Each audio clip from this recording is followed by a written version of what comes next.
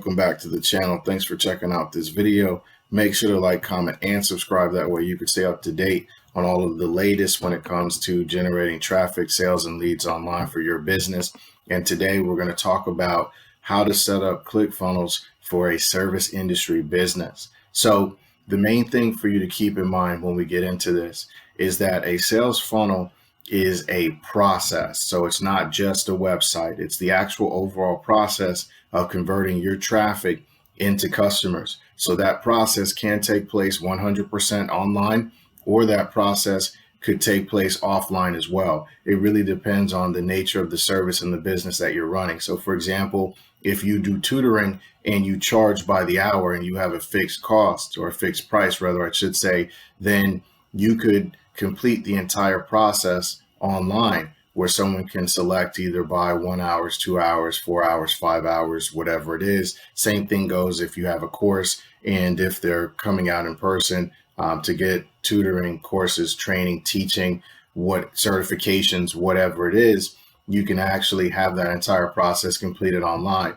Now, if that process, or your process rather, at any point in time requires that you go out and give a quote, or if you need to speak to the customer, that's fine too. You can definitely still use a funnel, and I would recommend that you still use a funnel online, because that's just going to give you better conversions, which will ultimately mean that you're going to get more leads in your business, but you just not might be able to complete the entire process online. So that's okay. It's all about the workflow of your business. Don't get caught up in trying to make the entire thing online if that just doesn't work for you. So the other thing that I want to talk about as well, and another big benefit of using funnels, is the automation aspect of it. So for example, when it comes to booking appointments, all of that can be done online. And there are two different calendars that are very popular. One is Calendly and the other is Genuity, or annuity calendar or something like that. I always butcher it, so don't quote me on that. I'll just put the link in the description below, so that way it'll be easy to find and you can take a look at those. And what you do is you just put the calendar integration into your funnel, which then allows your traffic to go ahead and book those times. So it eliminates the back and forth and all of that stuff as well. So it just makes the process that much easier. So what we're going to do now is that we're actually going to take a look at an example of a funnel for a service business. Now, I didn't make this particular funnel. Actually, when I was doing my research, I actually saw that someone else was using this funnel and they actually gave it away. So I kind of wanted to show the same thing to you guys as well. And I'll show you some additional examples that are in ClickFunnels that you can kind of model also. But the reason that I'm showing you this one is because it was a pretty good funnel. There are some fundamental kind of tweaks and things like that I would make to it. I never spoke to them, so I don't know how I converted. It may have been awesome in their niche. It always depends a little bit too as well on what type of traffic you're sending in. But nonetheless, I'll just kind of go over those with you as well. But I want you to be able to kind of see the setup. And the thing that makes this one unique, and why I had a different funnel that I was going to use, but then when I came across this one, I decided to integrate that into this video as well, because of the fact that with this particular funnel, they do a blend of both. So pretty much their business is that they design pools and things like that. So they do a blend of the customer setting an appointment for them to come out and examine the property and kind of give them a design for the pool, and you'll see that here. But at the same time, after they book that appointment, they actually sell them a pretty basic standard service that they offer, which is some type of landscaping thing. So that was pretty cool. Now, the first thing I want to talk about before we actually look into the funnel is I want to draw your attention over here, which is the layout of the funnel. So don't pay attention to this. This is just an extra page that I threw in there that we'll take a look at. So the layout is a sales page, which is basically a page that gives information about the product or service. And once the customer opts in, it then will go ahead and take them over to an order form where they can actually buy something. And then from the order form, they'll get an order confirmation. So if you are going to actually, and this is how I would actually set this up different. I would actually use an opt-in page versus a sales page. Now, you can always lay them out the same and convey the same amount of information, but the opt-in page is going to collect the email address for your traffic first. So I always recommend having an opt-in page, because collecting the email address is what allows you to continue to nurture that lead, build your relationship with them, and get them back in the door as a client. So what will happen if you're not using an opt-in page is that, let's say you get 100 people to this page here, to your sales page.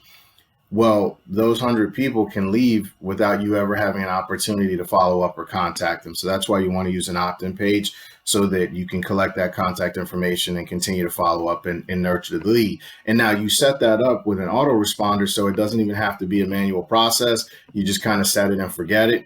And then this thing just keeps rolling and generating leads for you on its own. So that's one of the differences that I would do here.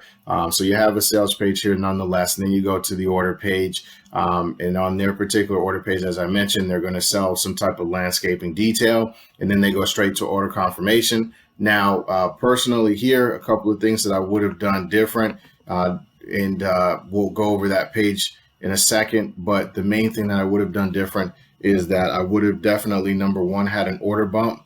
And then just to kind of increase the average cart value. And then number two, I would have done an upsell here as well. So always do an upsell. I mean, that's really one of the whole points of using a funnel. You know, if you're just going to sell one thing, any website can process one transaction.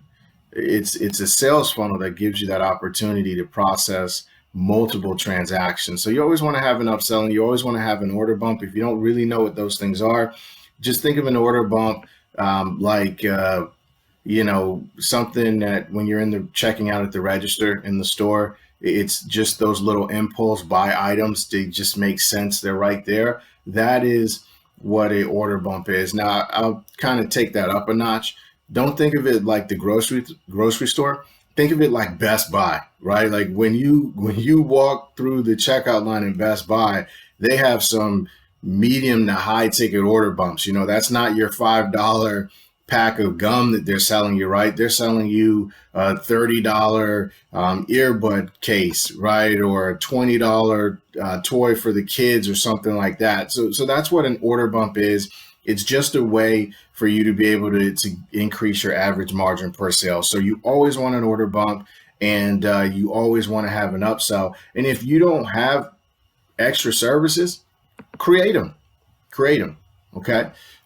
So let's go ahead and dive right in on this sales page. So if you haven't seen my video, because I'm not going to get into too much of the strategy on this page, I just kind of want to show it to you so you get an understanding. But if you want to actually take a deep look at strategy, then check out my video on sales page templates, where I actually give you kind of a deep dive on that and talk to you about sales pages and how to set those things up, because I don't want this video to run too long. So as you can see right here, as a matter of fact, let me go ahead and refresh this page, because I want you to see they actually had it where these this wording is going to actually pop up on you.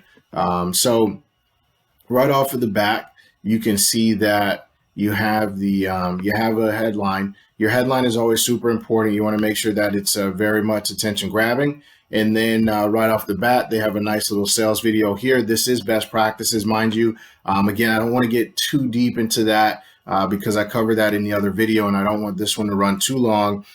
So we'll just keep kind of scrolling here, and you see they have some nice pictures. They got a pretty good flow, transitioning from different colors, talking about, different things that they provide.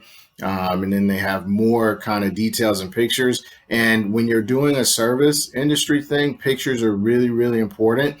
So this is kind of cool, because this is where they show you the actual steps as far as what to expect in the process. So this is really good, especially for a sales page, because you're conveying some really good information and some key information that the customer really needs to know about. So you just kind of flow through there. They talk about giving away some bonuses and some free lighting and things like that. So that's pretty cool as well. Anything that you can do to increase your perceived value is fantastic. So these type of things, I mean, this is what takes a regular offer into an irresistible offer by throwing in these type of things. Like when I bought my roof, I got a $5,000 drainage package and all type of other stuff that was added in. Now I felt like I got a good deal. You roofers out there may laugh and say, that stuff cost us, $200, but I mean, whatever. I felt like I got a really good deal. So that's all that matters, right?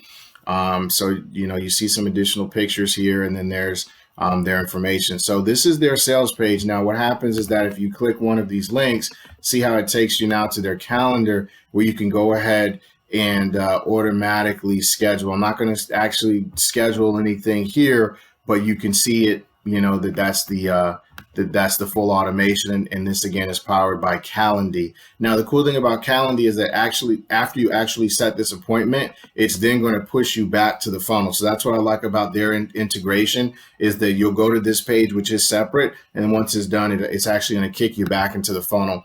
Now, for the purpose of their particular funnel, this is going to kick you over into an order form. So let's go ahead and take a look at their order form. Okay, so it's saying, wait, your appointment is now being scheduled. So this is a nice touch.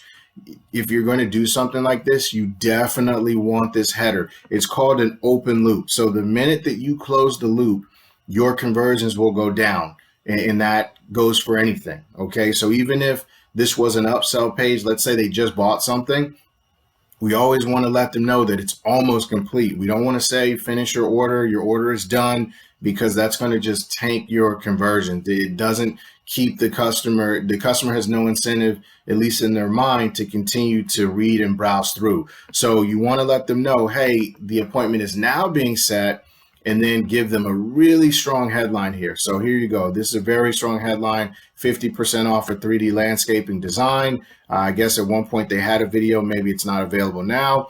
And then they're showing you, the special pricing that you're going to get. Hurry, it won't last long. And then again, they go into the 1, 2, 3 steps and all of this stuff here. They have some customer testimonials. Now, these are the 3D designs, which aren't bad. Preferably, you probably would have liked to have seen the final layout designs, especially considering that I think that these were the same kind of recycled images from up there. So, again, that's kind of nitpicking, but hey, I design funnels, so that's what I do.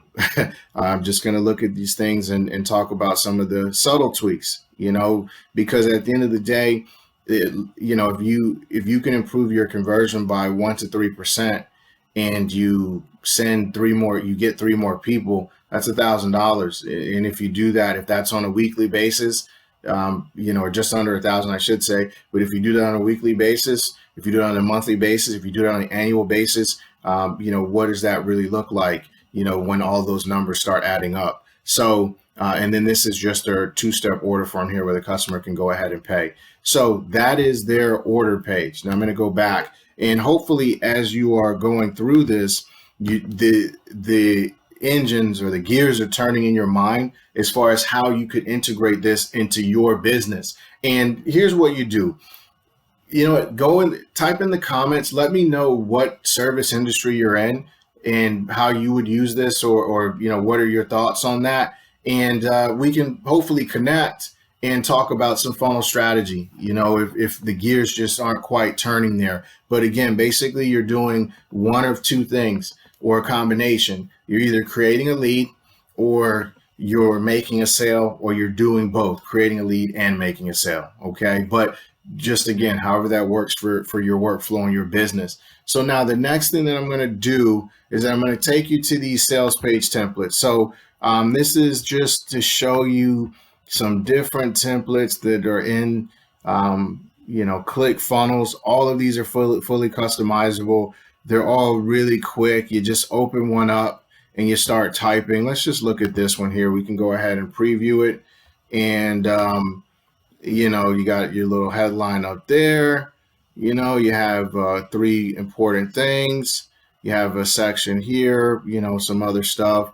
And you can just add on to this as much as you want, So the beauty of ClickFunnels is that you're able to do all of this stuff super quick and do it without having to have any tech skills or have developers on hand or anything else like that. I mean, you come in here, you drag, drop, you point, you click, And next thing you know, you're all ready to go. Here's a cool one here. Let's take a look at this, right? What is this? Highly paid local business. Local business consultant. Okay, there you go. This one I think is doing more of a case study. So this isn't your long form, but nonetheless, I just like to show you all some of the templates here. So this is, again, just one way that you can go ahead and set this up for your local business. There are so many different templates and things like that that you can do, and you have the ability to quickly be able to create your own. So that pretty much covers how to set up ClickFunnels for a service business. Oh, one last thing, actually two quick things I almost forgot. So number one, and they didn't have this, and I highly recommend it. Number one, you want to have an offer stack. So an offer stack is where you give an itemized breakdown of everything that they're buying that comes in that package. So ideally, you would make more of an offer instead of just one individual service. So you want to take as many of your best services that you provide and put those things together into an offer stack. So that way you don't have to try to beat your competitors on price. You can crush them on value, which means that you can name your price. The other thing is that you want to make sure as well that you load this up on testimonials and customer reviews. So what I typically would recommend is that when you're looking at the design layout, as a matter of fact, I'll just show you here. So this was their actual order page. So on the order page, I'm totally fine with this. You show your offer. Now right here, because, well, they didn't really describe exactly what it was. So I would go ahead and I would do a brief description right here before going into the 1, 2, 3s.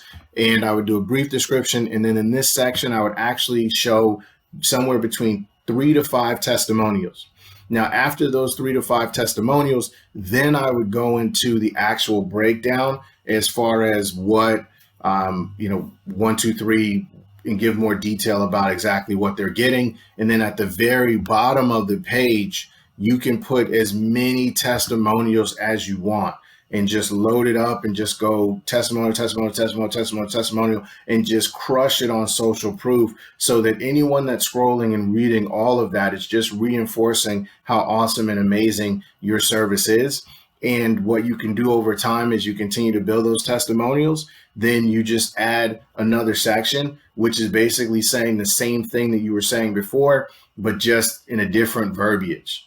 And that's it, just to break up the testimonials and then have more testimonials. And always make sure that you have a button that'll take them back to where they can order and purchase from you. So that pretty much covers it. ClickFunnels, how to use ClickFunnels if you're in the service industry with a service business. Thanks again. Make sure to like, comment, and subscribe.